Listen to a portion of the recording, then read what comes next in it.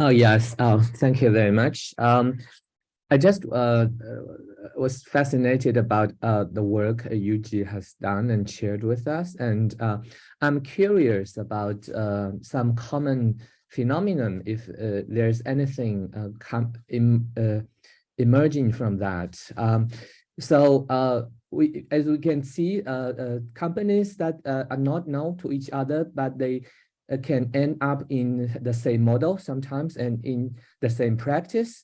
And how is that happening? What is the reason according to your research? Is it because they read the book? For example, some company, they read Reinventing Organizations and they try to do something to the organization? Or is it happening very naturally that they are just end up in doing so? It may be something of the time now for human being. And I'm curious about that. Thank you. Well, thank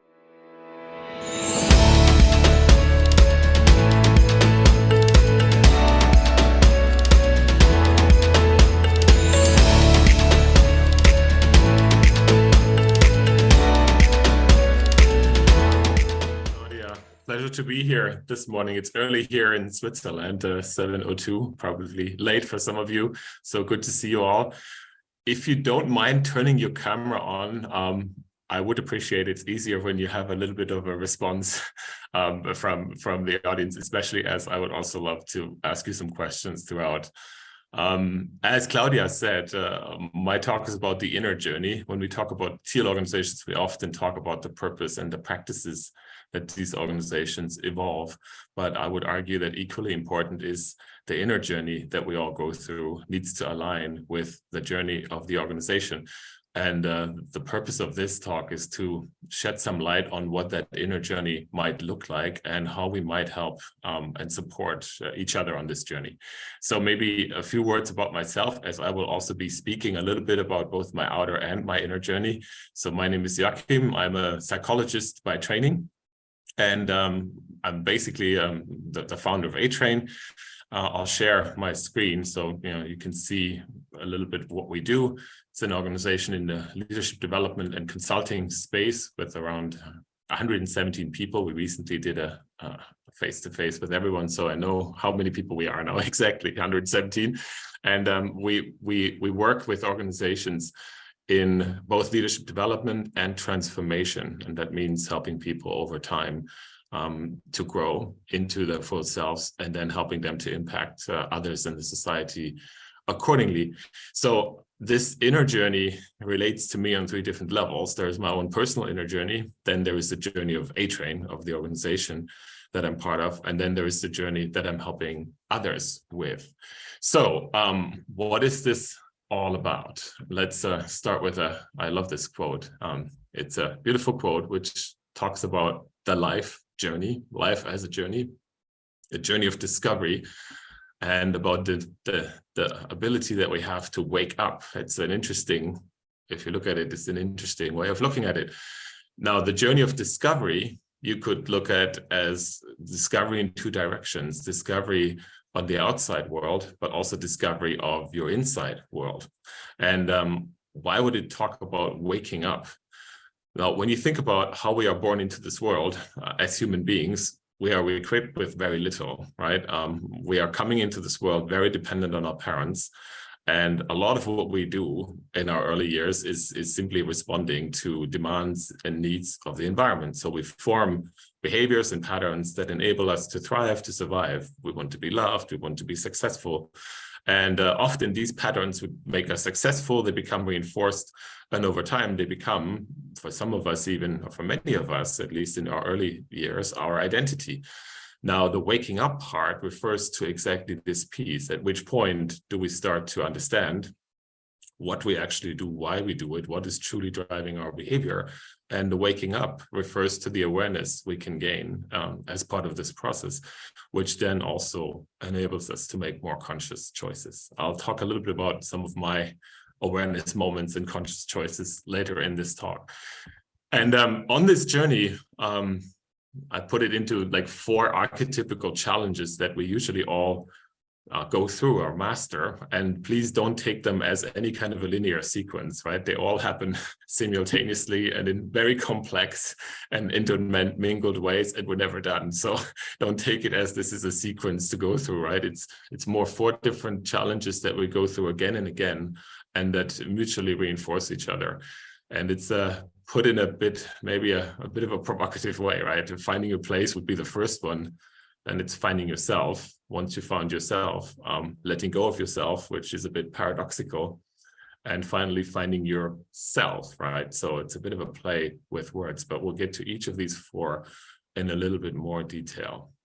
Now, let's start with finding your place. And I'll share another beautiful quote. There isn't a big test or a way to validate ourselves in the world. There is this long, quiet process of finding our place in it.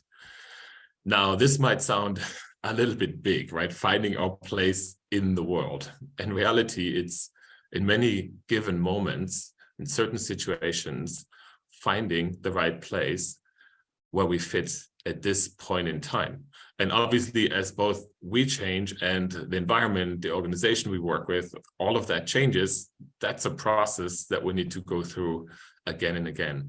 Now, I'll tell you a little bit about my personal journey, and you'll see how that journey was very nonlinear and probably, as for many of you, not very planned. And this finding my place for me took a lot of iteration. So when I was a kid, I basically, as many children, didn't have much purpose in life. I was drifting around and pretty bored in school. And at one point, I got into playing music, and that was my first passion. I learned playing the guitar, and I had a band, and that was my big thing. So of course, as a young adult, I wanted to become a professional musician. Now, I failed at that, as you can tell, right? And that's good. And so my next thing was I wanted to study law and business. And I went to a city where I wanted to study that. And but I had to do civil service. German law at the time, and I'm German national, said you have to do civil service or military service. So I did civil service, and I ended up working with disabled people, which was just kind of more like a random choice. Now, that made me think, and then instead of actually studying business and law, I ended up studying psychology, which was not a very planned move. It was at that time, I found it more interesting to learn about people than about business. So while studying psychology, I also studied some other things, a little bit of Italian, a little bit of computer programming, and so forth. And I studied to become a psychotherapist. That was my plan. During my studies, I had to also do an internship in a business. And I ended up basically after that internship doing a little bit of facilitation work on the side to finance my studies. And then I was at one point done with my studies, wanted to be a psychotherapist, was doing facilitation work, founding a little company at that time, A-Train, while also having a research job at the university. So I had 3 different things that I was literally doing simultaneously. And I didn't know where I would go, honestly. I had all 3 of these options, and I was very torn between all 3 of them. And then life forced me to make a decision, because when you become a psychotherapist in Germany, there is a point where you have to, in your education, do a year, an unpaid year in a hospital. And there I had to choose, do I do A-Train, do I do the company, or do I do the hospital? And then I chose A-Train. And that's basically how my journey evolved to do what I do today. And you can see it's a very nonlinear, very a chaotic journey in a way, very unplanned journey. And it was all about finding out more about myself over time and finding out more, where would I best fit, given my personal skills, my passions, but also given the needs. So this is a model that is, when you look at finding your place, that probably is very helpful for many, and many of you might know it, right? The Ikigai model, where you look at what is it that you really enjoy? What are you really good at? What are you great at? And what does the world actually need from you at this point in time? And often very helpful to reflect on all 3 of them, but also especially the piece around what does the world need? Now at A-Train, we often have people joining us also from university. And usually the first thing they want to do is they want to be a coach, right? Everyone wants to get a coaching education and want to be a coach. it's sometimes hard for people to understand that when you're 22 and you have very little life experience, it's kind of unlikely that somebody really wants to be coached by you. I mean, you can coach internally, but very unlikely that you will coach a business leader with that limited life experience and also limited professional skills at a point in time. So often people might get carried away a little bit too much by, I really think this is what I need to do. This is my passion.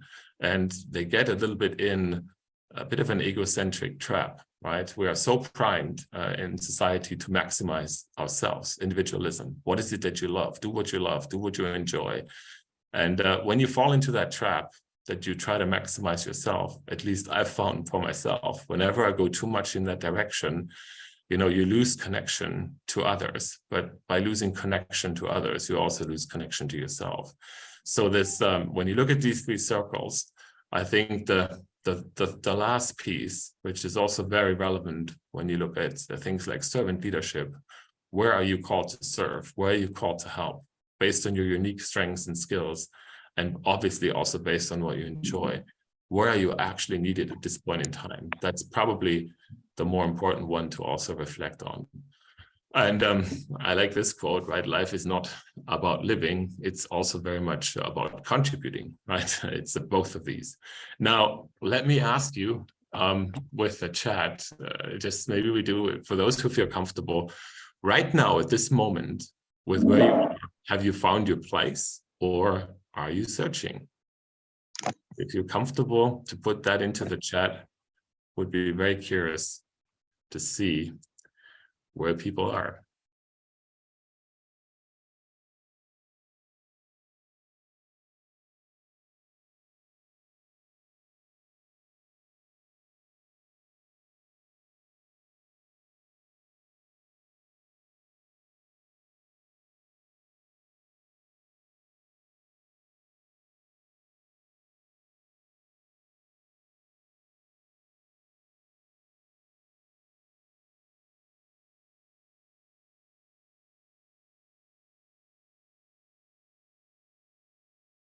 Thank you so much for these answers. I think they show quite a diversity here. Searching, found it, almost there, found it and searching. I know the direction only. Thank you for sharing. And one thing to be mindful of is that at any given moment, there might always be people who find it and people who search for it. And so how can we be empathetic to support those who are searching? Because often that's the moments where you really need coaching and support. Now, let's look at some practices that help people on this journey. Here are some things that we do at A-Train that are very helpful when people are on the search. One is we do a 360 every 6 months, both a written but also a verbal 360. I might interrupt you, Joachim. You are not sharing the slides, but probably the wrong screen. Okay, sorry, then let me share the slides. Okay, so here are some practices, the 360 that we do regularly, contribution commitments where people commit to others what they will contribute to the team. We also have coaches that we call resource persons. And for any leadership body in A-Train, there is always a self-application process, which helps you to be clear about what is it that you want to bring to the table in this instance. Now, let's look at the next challenge, which is about finding yourself. Quote here that I really love. Your true self is right there, buried under cultural conditioning, other people's opinions, and inaccurate conclusions you drew as a child that became your beliefs, right?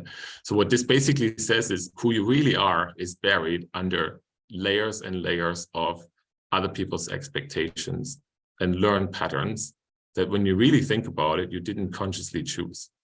Robert Keegan often talks about the socialized mind, right? When you look at how when we're born into this world, we are responding to expectations of parents, of teachers, and they don't just want us to do certain things. They want us to become a certain person, right? They have expectations to us that go quite deep. My personal story is also very much related to my parents were more brought up in a way that you always obey authority and you have to be basically doing what other people are asking you to do. That created very early a conflict with me because I wanted to be more speaking my mind, and I challenged authority early on. And that created a lot of trouble. I was a rebel child, and I had to choose between finding my own path or fitting in very early. That's a challenge, right? When you have to choose as a child between these two options and between these two poles, and that leaves something with you, right? For example, what that left with me is there's always a little bit of an uncertainty when I know I need to challenge someone, I need to challenge a group. I never feel 100% comfortable with that, right? It's a result of some of the things I've learned, some of the patterns that I've been taught before I literally had a chance to choose. So, right, freeing yourself from some of that is quite challenging and often a lifelong experience. Another aspect to look at when you look at who are you really is beliefs. Beliefs come often in three shapes or forms. Beliefs about myself, for example, I must be successful at all times. Beliefs about others, and beliefs about the world. Here are I'll show you some examples of beliefs that we call limiting beliefs. Beliefs that give you a very narrow view of the world and limit your choices. For example, I am not good enough, right? This is a belief that many people are taught. I'm not allowed to make mistakes. Others are just in it for themselves. They're not trustworthy. The world is a dangerous place. Now, again, if you're comfortable, I would ask you to maybe in the chat, add a few beliefs that you have been taught by your caretakers or teachers. Is there any beliefs that you're aware of? What beliefs did those who were taking care of you have?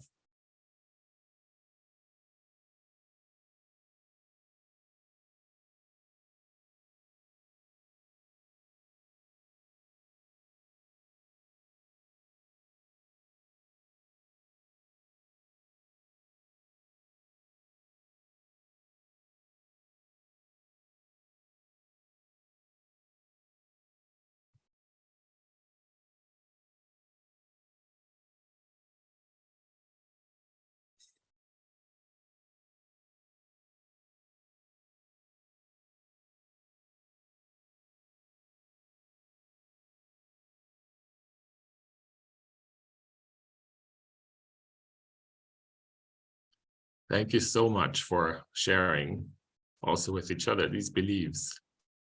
And now think about, right, how are they impacting your behavior today? You probably have consciously distanced yourself from these beliefs quite some time ago, but it's not so easy to emotionally get rid of them, right? In fact, you can't really get rid of them. You always more need to consciously be aware of when these beliefs are starting to impact your behavior, right? But the important piece is, whose life are we living, right? Is it really truly ours? Are these our consciously chosen beliefs, or are we actually living a borrowed life by living someone else's beliefs? So a lot of the work often when it's about helping people on the inner journey is literally helping people to write their own story rather than the story of somebody else, finding your own narrative. And here's two questions that we won't have time now to share, but that I would leave with you that are very helpful in this regard, just to reflect on, right? What do I stand for? And what am I willing to stand up for? Some practices that we use at A-Train and also with customers that are very helpful in this regard is understanding a little bit your life journey and understanding who has taught you which patterns and which beliefs so that you can consciously choose. It's also understanding different parts of yourself, earlier parts, more adult parts. 360s that tap into more deeper level behavior can be very helpful. And also then ultimately enabling people to literally write down some of their values, their narratives, right? That's a way to stand for who you really are. Now it gets a little bit paradoxical, right? When you find yourself now, the next step would be letting go of yourself. And that's exactly the contradiction. And what I mean with letting go of yourself is really the part of ourselves that in Buddhist philosophy is called the ego. And why is that important? Here's a beautiful quote again, right? Our brains are wired for connection, but trauma wires them for protection. And here's a beautiful picture that my colleague Lisa drew. And it's a picture of two knights in armor fighting, but in the middle of each of these knights is a beautiful human being. What happens often is that in an interaction, we feel threatened, we feel under pressure, and our armor comes up and we start fighting, we start protecting ourselves basically, or we start withdrawing, distancing ourselves, getting out of the conversation, getting out of the emotional connection with the other person. We have all kinds of different ways to protect ourselves, right? When the ego is activated. And make no mistake, right? The ego is very strong because our brains are also wired for survival, not necessarily for happiness. So whenever we feel a threat, real or imagined, our ego comes up, our ego takes over, and we end up showing a lot of self-protective behavior and not actually the true self. So like in this picture, what you see speaking is not the two human beings. You see the armors clashing, right? That's essentially what happens when the ego becomes active. Now, once you understand what your armor is, what is your pattern, right? When you're challenged, when you're under pressure, what's your pattern? Once you understand what your armor is, often the first reflex is people want to get rid of it. But you can't, because your armor is wired into your brain, right? These are neural structures. So it's not about getting rid of your armor, getting rid of your ego. It's more about befriending your ego and creating the awareness that you realize when it's coming up, and that you reduce the likelihood for the ego that it has to come up. This is why it's so important to adopt practices that help us to be mindful, that help us to calm down, because the ego comes up when we're excited, when we're activated, when we're under threat, when the adrenaline flows. We need to slow down. We need to create space between the trigger that is triggering us and our response, our natural threat response. This is why practices like meditation, mindfulness are so important. And interesting enough, right, this is how they were originally, this is why they were created. Right, very much at least in Buddhist philosophy, meditation, mindfulness was created to help us gain awareness about ourselves and about the situation, so that we can gain a certain perspective and distance, and we're not just acting based on a trigger. So the step here is to understand, right, what our ego is made of, and then to adopt practices that help us to gain some distance to ourselves and to gain perspective. And another thing that is very helpful is also to look less about what we need and our problems and look more at what others need, right? Once you start to look more at others' needs, the ego just calms down a little bit, because it realizes there are much bigger fish to fry, right? Than maybe this petty little issue that right now is bothering me. Now, let's look at the last one. And oh no, let's look at the practices first, sorry. How to really help to let go of yourself gradually. Mindfulness and awareness is very helpful. Deep listening to other people and really striving to see the human within rather than just the armor. And for organizations, often listening to people, listening to the team, listening to what employees are saying, right? This really deep interest in others often magically brings people out of this my status, my job, you know, my success, right? It's much more, hey, what do those around me actually need from me at this point in time? Now, let's look at the last piece now, finding yourself, right? Now with capital letters. And this is not the self as we just saw the ego, but here we are looking at the self, the part that is called different names, the soul, the divine self, the inner part, right? Within the armor. And this part is a very quiet part. Right? This is the part that when we're in this energy, where we're acting from this deep joy and deep satisfaction, but it's a very quiet part that can only come out when the ego quiets down. So the challenge is, if we try from the ego, for example, find your purpose, right? You need to find your purpose. That's the ego trying to gain control. It's like find your house, find your career, now find your purpose. It's one more thing that the ego is trying to give you. That's not what we mean. So when we're talking about this part, it's best explained probably with a metaphor of the golden Buddha. I don't know if you know this story of, it's a little village in Thailand, and the village is about to be attacked by the Burmese army. And the village doesn't have much, but they have one very valuable thing, which is a golden Buddha in the middle of the city. And a village, and so the villagers need to leave. They're under attack, so they're thinking about, what do? We can't carry this golden Buddha away. What do we do to protect it? So they come up with an idea. They cover it with mud, They make it look extremely dirty, messy. It's just nothing special. They cover it with mud. They leave the village. The raiders come, they raid the village. And the villagers only come back several years later. And they come back and they forget. They just see this muddy Buddha. They forget that there is actually something behind it. Then the little child comes and starts chipping away at the mud and finds the gold behind the golden Buddha. And this is a metaphor that speaks to what it is. Now, just a very small story. Very recently, I was working with a group that had a lot of challenges. There was a group, there was some new leaders coming in. There was a lot of conflict between people. There was a lot of stress also from the outside world. They had to deal with financial pressure. And there was a lot of pain and suffering in this group. I was coming in with a colleague to facilitate and to support. And there was a lot of expectation from everyone, from the team, because we knew them before, from the leader, from everyone.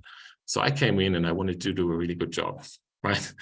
And as it happens, you can probably imagine the crash, right? On day one, me trying to do a really good job, I put a little bit too much pressure on people to say what is really going on, right? Because I knew there was a lot of stuff under the iceberg, but people were so scared that the more I put pressure on them to say, tell us the truth, the more they were just simply closing down. They couldn't go there. And I realized it was in the evening, I felt really shitty. I realized it was my ego. It was more ultimately me trying to make them successful, ultimately me wanting to be successful in that session. I realized my ego had taken over. And I had to come back the next day and apologize and say, guys, I fell into a trap here. I tried to help you, but in the wrong way. And I needed to really slow down and just create a really open conversation. I basically just asked them a single question and said, what is the conversation that you didn't have yesterday that you should have had? That was the only question I asked them. And the next 2 hours, I didn't say a thing. I was just there and present. So my golden Buddha was very much about how can I create an environment where the true self of people can come out? That was what it was all about. So I would just like to leave you with this last question, right? What is your golden Buddha? And based on that, what is your intention? And if you're comfortable to put something in the chat, please do.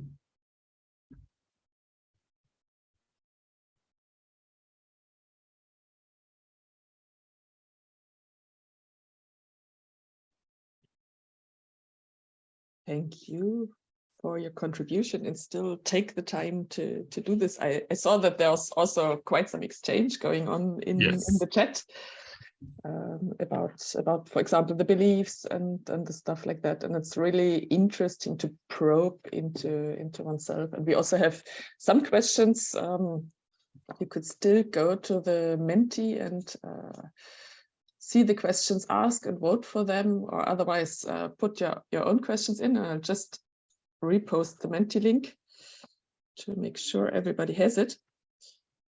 I hope I did it right this time. So, and let's take a look at the questions. We have one is, Joachim, finding your place seems to be a lot driven by chance. You said, so you explained your own story and things happened and from there it evolved. What could you recommend to prompt chance? It's a very good question. And, in many of these, I'm searching just as you are. Okay. So let's be very honest here. I don't have a golden nugget or a golden bullet in that regard. I think this looking at your environment with open and mindful eyes is often very helpful, right? Viktor Frankl in his work says, you don't get to ask life for its purpose. You need to look at what's going on around you with open eyes, and then life puts challenges in front of you that are yours to take. So, it's all about seeing them and embracing them and taking them. So, of course, when you're younger, I think you need to play around with a lot of things. I certainly did, right? You just need to enjoy different things, and you learn different things, and you learn different parts of the world, and you learn certain skills. And this whole play phase, I think, is very crucial. And, often we don't necessarily, for example, allow children, to mess around it like they should, from my point of view, because how do you know who you are, and how do you know where is a good place for you when you haven't seen enough and when you haven't messed up things, you know what I mean? So that's a big part of it. But then I guess, you know, at one point, maybe that point comes where it's about really looking with open eyes around you, and you will find, at least I always found, the challenges that were put in front of me. Now, I wasn't always comfortable with them, okay? Often there is this first, oh shit moment. Like, you know, someone asks you to do something and you're like, really? You know, and so at least for me, that was often the case, that, you know, when something is put in front of you and you have to make a choice, you know, it's not always easy to accept the challenge, but that would be my initial answer. It's interesting, creating a play field. And I think, John, your comment in the chat goes in a similar direction, also in enterprise and corporates, to support collaboration, to support trying out and really creating moments of growth and then making things happen. So thank you for that. We have another question. Oh, is the ego only bad? Yeah, and again, I love the question, because, you know, the categories of good and bad is one of the things we are very much taught, you know, to think in. And I've personally learned very much to understand that things are usually a little bit more complex than that, right? When you look at the ego, for example, we are wired as human beings from psychology, right? From our evolutionary heritage to survive, and our brain is there to protect us. So the ego is in service of our brain to keep us alive, right? That's the very basic logical story, right? So that's also a lot of the psychological view. Now, when you take a more spiritual view, right, you would say, yes, life is about being successful and surviving in this world. But the real challenge is to be not just of this world, right? That if that's all you do is to try to be successful and survive and thrive in this world, then you probably miss the point of what life is also about, right? So it's never this either or, it's never these polarities. And this is what I meant with, you know, how do you befriend your ego? A lot of people want to fight their ego, you know, they want to be saints. And, you know, I would love to be a saint, I can't. It just doesn't quite work, you know what I mean? And so how do you become a little bit more playful and friendly with your ego, right? In psychotherapy, there's a lot of this work with the inner parts that we also use now increasingly with customers, right? And it looks at the oldest part is the vulnerable child. This is the child in us that is overwhelmed with reality, that doesn't yet have the capabilities to deal with the world as it is. So then the next parts that arise are what's called your protectors, right? This is from a model called internal family systems. The protectors are early parts of you that have been created to help you survive, right? So for example, a hardworking, overworking, that's a protector, right? When there's a challenge, I need to make sure I do the best I can. Your protector kicks in and your protector pushes you to the limit, right? That's an ego response essentially, but this protector was very needed at this stage of your life to survive. The question is that protector still needed today with all the capabilities you have? And does it have to kick in as strongly in every situation, right? And this is where it's probably more about gaining choices rather than killing the ego. So I think, you know, with all these things, it's always about being gentle. And I found a lot when you work with people on concepts like this, you know, if you try to be dogmatic or when you try to push people, the ego comes up right in the moment. People reject all of that. You know, I mean, you see the ego response immediately, you see the pushback. And so how do we become much more gentle and compassionate and friendly with ourselves, including with our ego? I like this befriending your ego thing. I take a question from the chat. Daniel is asking about, can you recommend some good reading material when one wants to know more about Ikigai and this search for purpose? Ikigai, you find a lot of it on the internet. For example, there's an association into positive psychology. So if you look at that, you know, positive psychology and Ikigai, you will find some very good reading right there already. And there's actually on that model, there's plenty of books. But I would recommend starting from the internet. You know, positive psychology is a really good starting point. A similar question about the practices, and we have it also on the Menti. Can you elaborate a bit more on the resource person at A-Train? You mentioned this at some point. Yes, happy to do so. You know, a lot of organizations talk about you should have a coach, right? And that is very, very important. Now, at A-Train, we've taken this concept a little bit further, also looking at research, for example, in trauma. And it's very interesting when you look at, you know, research on trauma, that when people experience trauma, there is usually a group of people that later on experience what's called a post-traumatic stress disorder. So the trauma basically grips them for the rest of their lives. My wife is a psychotherapist, right? So she went that path, and she often works with traumatized people. And, you know, for example, if you've experienced sexual abuse, sometimes it takes decades, you know, for people to move past that, right? This can go very deep. The earlier it is and the deeper the trauma. What the research also finds is that there is people who, strangely enough, grow through trauma. So there is not just post-traumatic stress disorder, there is actually also post-traumatic growth. And that's a bit of a mystery. You know, why is it that, I think it's around a third of the people who experience things like that eventually are able to grow through it? And one of the key factors is that they have one person who deeply and truly cares about them in that period, and who really helps them to find and believe in themselves and their strengths. So it's that one person, right? And sometimes that's a teacher, it's a neighbor, it's, you know, it can be anybody. It's not even someone close with the family. It can be a random person that somehow recognizes, sees that human being, sees the value of that human being, recognizes what this person needs, and provides sometimes even the very practical support. So that's really and that's where we took the concept of the resource person to say, you shouldn't just be an abstract coach who asks powerful questions, but you're not really invested. You know what I mean? A resource person, and our idea is, needs to also be a true friend. This needs to be someone who deeply cares about you, who is deeply invested in you, in your development, in your growth.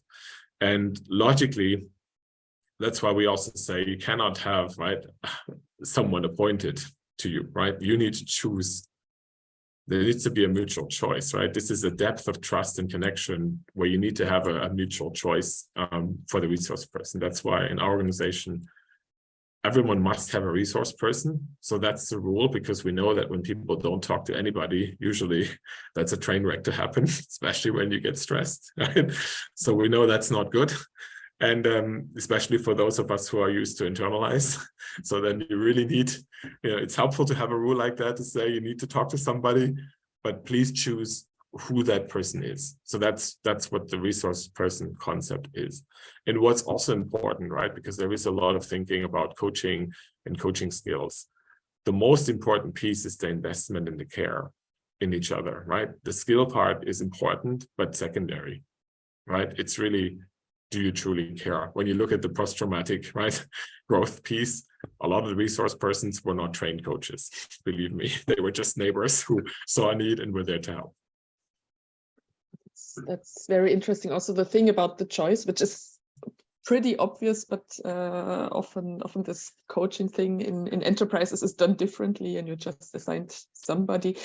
And maybe building on that, Martin asked, can you share a bit what kind of culture you built at A-Train, and what kind of people would be a good match for you? It also sounds like quite some degree of maturity in people you would expect there. Can you elaborate on that? Yeah, and you know, that's actually not necessarily the case. You know, we actually have some colleagues here who might be able to comment on that as well. So, you know, I'm looking at Jess and Louise here, and, you know, some others. If you want to add, Gina, please add.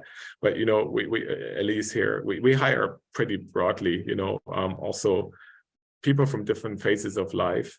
And, you know, I shared a lot of those practices, right? It's more about what practices do you adopt that enable people at different stages of their lives to gradually gain more awareness about themselves and find their place, right? It's also this recognition that, you know, when you're 51 like me, you know, maybe what you need and where you are in your life is maybe different than when it's your first job and you know, you have 1 year in. So, you know, from that point of view, I think I don't think an organization should only look for people of a certain maturity level. I think that also makes you one-dimensional, you know what I mean?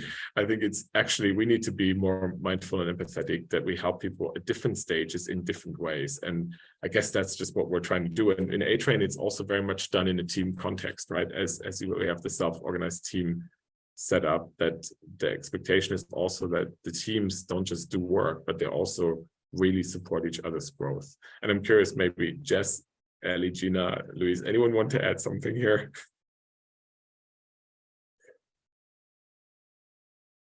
Sorry for putting you on the spot.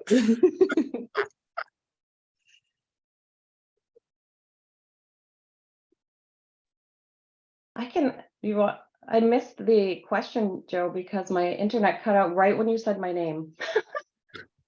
No, the question was more around, you know, what kind of people we hire, whether it's more mature people. It sounds like a very mature culture, how we, you know, how we help with the culture. So describing a little bit the A-Train culture.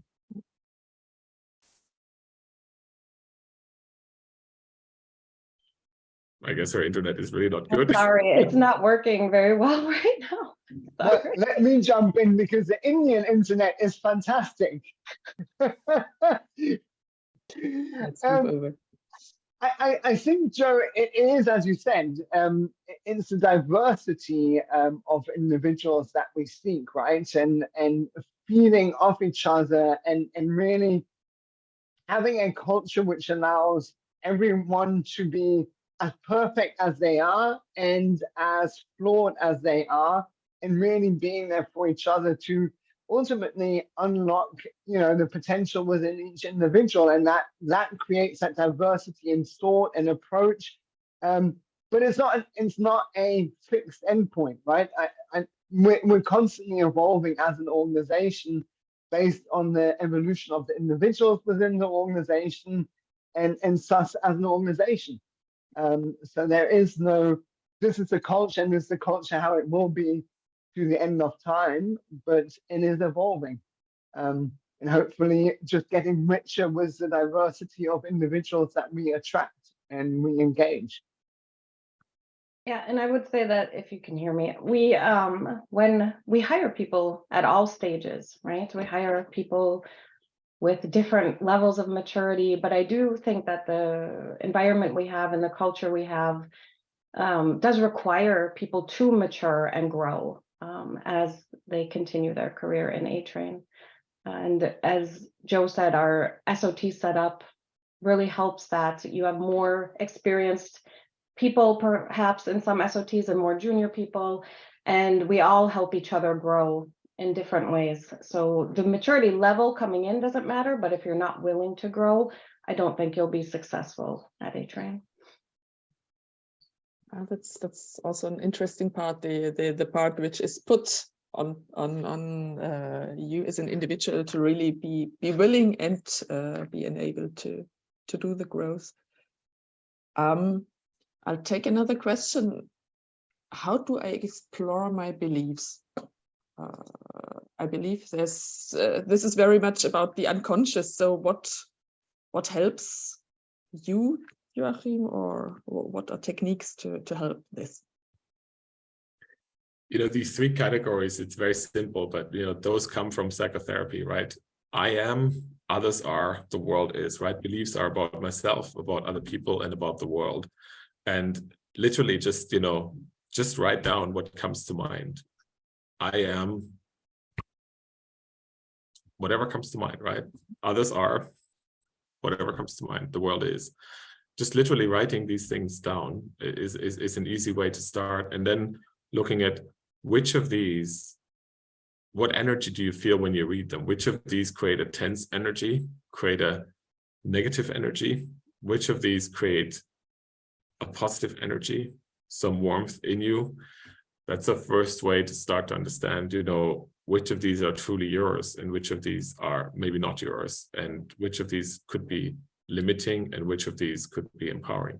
That's a good way to start. Another way to do it, but this one is a little bit more complicated, but it's very powerful, is, you know, when you use the psychological concept of schemas. Schemas are brain structures that usually have a trigger, right? A situation, something in the situation that triggers us, a belief, and then our behavioral response. And the belief is the tough part, because the belief is unconscious often.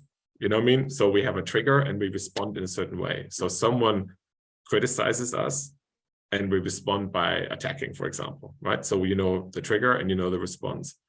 And you can take the response and you can look at, why am I responding like this? What is behind this? You know, and then you can unearth the hidden belief, right?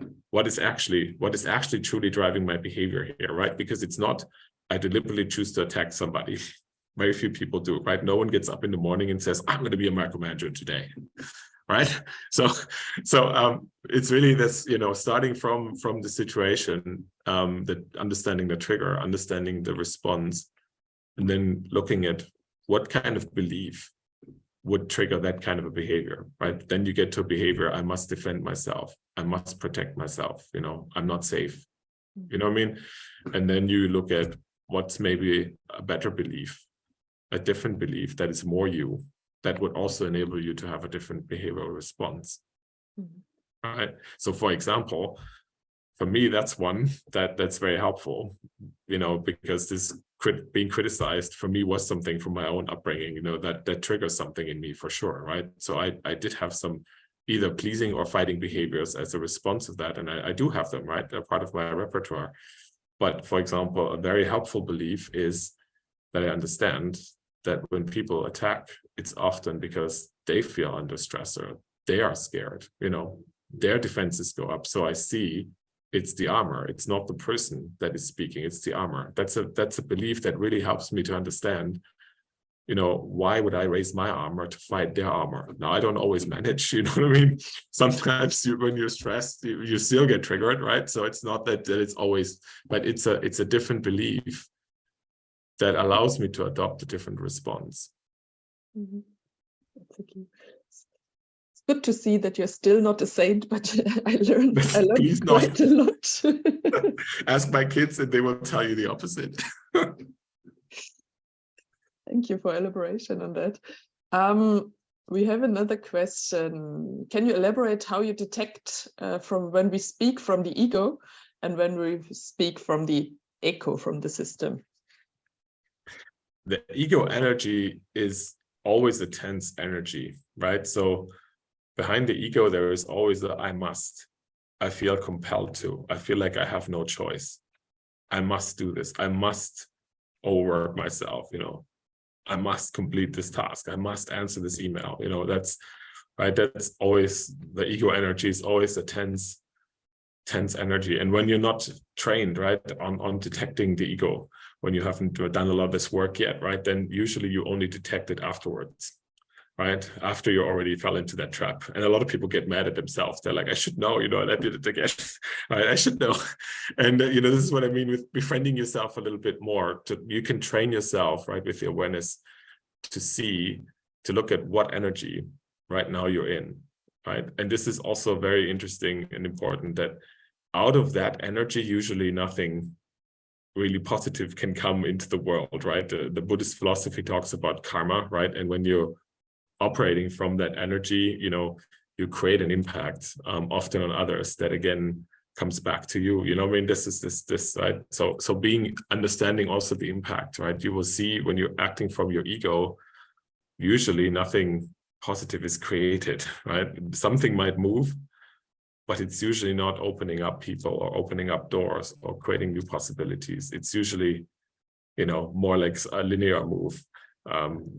Maybe people do something because they feel like they have to, you know, you might get out of a situation, but it doesn't feel something is growing, something new is emerging, right? So it's more about the energy from my point of view and really training yourself to reflect on concrete situations and what was driving my behavior, right? What was actually driving my behavior in this very moment? Was it deliberate intention? Was it conscious choice?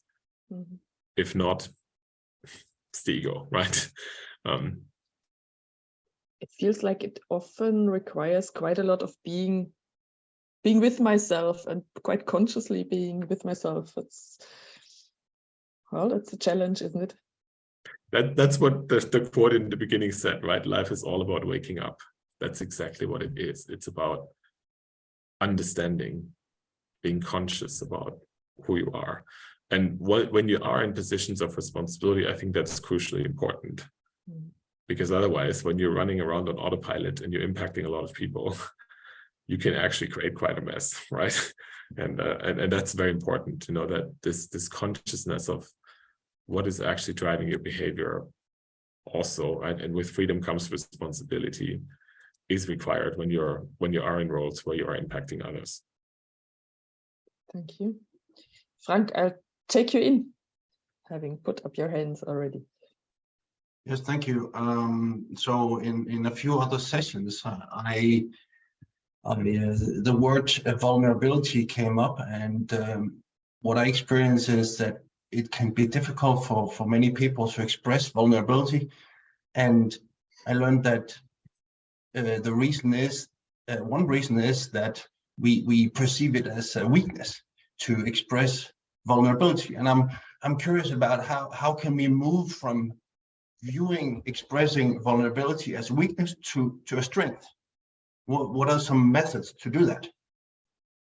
It's such a great question, Frank. Thanks for that question, because this is a piece that I think in practice is very difficult, because many of us, including myself, have been brought up to show strength. We often had to, simply, it was literally in our early days a matter of survival, right? And I've coached a lot of leaders who have had that very same experience. You had no choice. You had to be strong, right? And now all of a sudden someone tells you you should show your vulnerability. For many people, that is super scary. Yes. I mean, that is super scary, and I get it. So the first step is moving away from this. Yeah, just show your vulnerability. It's easy. Let's just not do that. Okay, let's just understand that for people to show vulnerability is scary. It's difficult. Recognizing that, and especially when you have had life circumstances that required you to show a lot of self-protection. Many people who have been abused, their limits have been crossed by others. They couldn't show vulnerability, literally, at that stages of their life, right? So there is a lot of opening and healing involved from my point of view. And first, how do we create the conditions for people to feel safe in a small group? Yeah, it could be in a one-on-one or in a small group setting before we go there. This whole atmosphere of safety. And often, I've made the mistake of pushing too fast on asking people to show their vulnerability. And, how do we do it in a very gradual and gentle way? There is this, for myself, I've adopted this principle in a conversation where you go anywhere near this, anything can happen, nothing must. Never pushing anybody anywhere. It's literally, we have no idea what people bring. We have no idea, right? So who are we to say when is the right time for them to open up, right? It's also this from my point of view, this wisdom that people go through their own journey at their own pace. Right? That's why exactly. That's what I mean. For example, questions can sometimes help, I experience, but also just listening. And if you're close to a person, a hug can help. If that person has courage to share vulnerability, you hug, and there's crying, etc. But how do we find out what method is the right thing? Is that an emotional thing, or communication, or what are your experiences about that? There is no method, right? There is being deeply connected. So for physiologically, when people are in their fear system, right, which is one of the 3 biological regulation systems, when people are in their threat protection system, forget it. Literally it's physically impossible for them to show vulnerability. Yeah. So you need to really slow people down, right? You need to get into the caring and bonding system first. Stephen Porges, who is a neuropsychologist, he really did the research, and he says, humans are by default hyperactive and hypervigilant. We are always scanning for a threat by default, right? So only when we are deeply connected, with others, does our body slow down, right? Even our breathing slows down. Also, meditation has similar effects. We slow down, our defenses go down. That's the space, the emotional space in which people are okay to share vulnerability. So it's always about how do we create that? And as you said, a hug, anything that helps people to connect with themselves and with others and physically slow down their body. Anything like that helps and creates the conditions under which people might be okay to share some of their vulnerability in steps, right? And it's just making it, this is why, our purpose is, we said, creating the conditions. All we can do is create the conditions. And we should be very humble about that and not push or force anybody to do anything, We just can create the environment for it to happen. And this is, for me, was an interesting learning too, because when I'm in my ego, I want to make sure everyone shows vulnerability. But it's not my life, It's not my right to. Who am I to say you should do this? Yes. Thank you. And we take the time for one last question. I'll take in Martin, and just for the others, we will continue. We have the chance to continue talking among us then in spatial chat. I'll just send the link in there, so there will be the chance to connect further on your things and questions. Martin. I just wanted to quickly comment on the creating space for vulnerability. I think in our culture, it's very difficult. And it has to do with removing the ego armor. Because when ego feels threatened, naturally it imposes this being, strength, being a strong thing.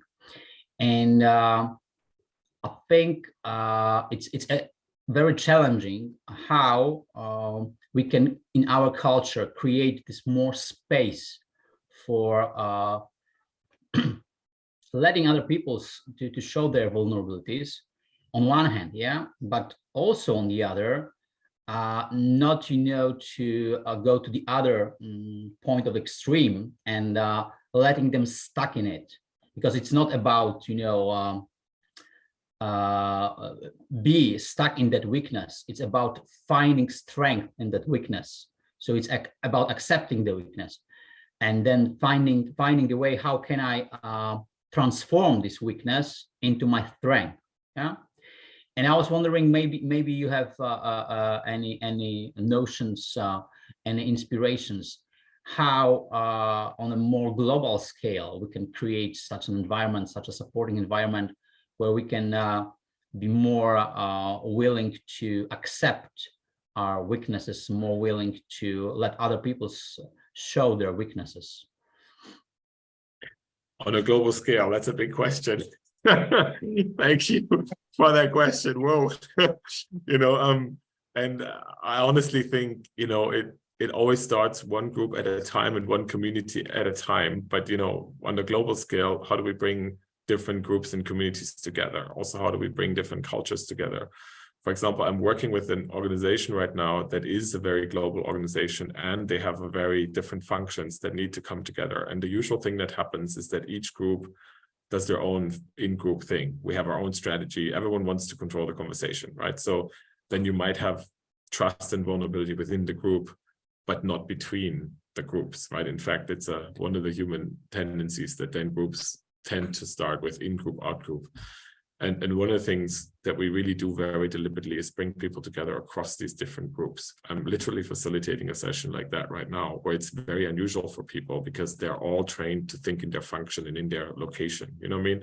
And they are trained even by their own area to mistrust others, you know what I mean? To see them as a threat, right? Just basically, literally, I've worked also in this case with some of the functions separately, and I'm working with the cross-functional setup. And literally in the functions, there's a lot of fear that someone will take us over, or whatever, all that stuff, right? And it's literally bringing people together across and facilitating the dialogue where you understand, where you can start to drop the armor and you can connect human to human. I do think it's a very important topic, and it's a very important question, because we are now living in a world that becomes increasingly polarized, and where war becomes, at least in Europe, more and more something that we need to now understand that is becoming part of life. So any island of sanity where we can help people to connect across, and understand that on all sides they are human beings.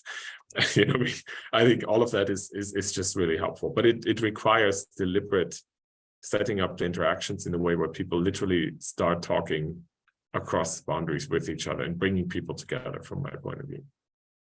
As a moderator, facilitator, I have to make sure that we finish in time, which is right now, but I sent hopefully the right link to Spatial Chat, so whoever wants to join there and discuss things further among themselves, just do so. And thank you, Joachim, for all the inputs you gave us. It was amazing. And hope to see you over there in Spatial Chat. Thanks for listening. Thank you.